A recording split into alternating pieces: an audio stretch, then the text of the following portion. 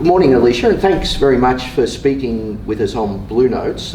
You're here to talk to the ANZ leadership team, but your area of research and expertise is absolutely fascinating. It's really human psychology in the broadest possible way, and then how that plays out in corporate structures and large organisations and things. So particularly fascinating, but not just in this era of disruption, but really for decades. Leaders have been talking about they want flatter structures, they want more open leadership, more empowerment, but it always seems to default back to command and control structures, to traditional hierarchy. So what are the impediments here? Human beings don't like change. People say, motivational speakers say, oh, change is great, you embrace change, you love change. We don't, we hate it. It goes through the same channels in our brain as physical pain. So that's for starters. How do you create change? In order to create change, you have to make people feel safe. And what people really fear about change is important to understand. What we fear at the deepest level about change is that it will disrupt our social relationships.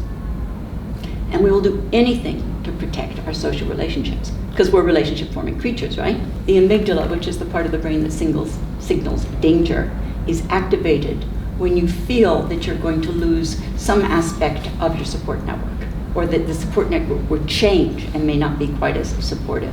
The moment that happens, the amygdala goes danger, danger, danger, and then the whole brain starts gearing itself to fight, flight, or freeze.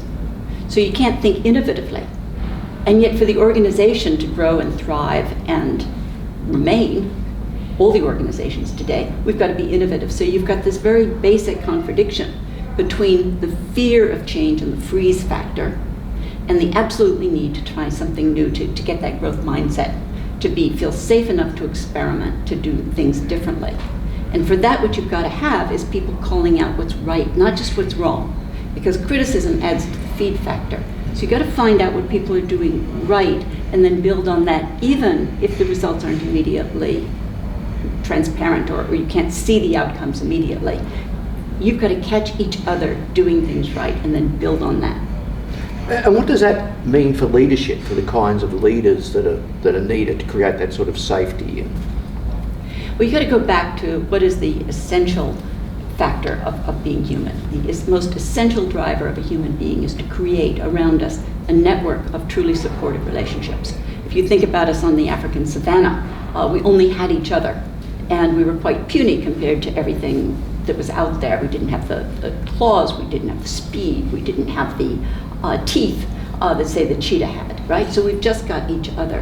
And we are deeply genetically as well as neurobiologically geared to want to connect with each other and feel safe if we're part of the tribe or we're part of the band.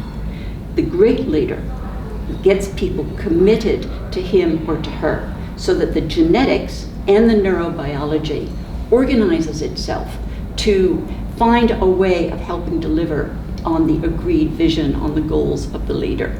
And by the way, we're not actually geared to have leaders. This is another complex, this is another awkward piece. We're geared toward the more flatter structures. That's what human beings basically were evolved to be in, a very flat hunter-gatherer type structure, except in terms of crisis. And I believe we are now in times of very deep crisis, economically and socially and in the business world and climatically. So our genetics right now are calling out for leaders. And those leaders have to make us feel that they are part of our support network, that they can help us, that they can help us grow, that they can empower us, that they can help make us feel safe and accepted. If they can do that, then we can do anything. And that very simply, boil that down, that's the role of leadership today. It's been an absolutely fascinating conversation. Thanks very much for your time, Alicia. Good luck with your work here, which will affect us all, and I hope it all goes well. Thank you so very much.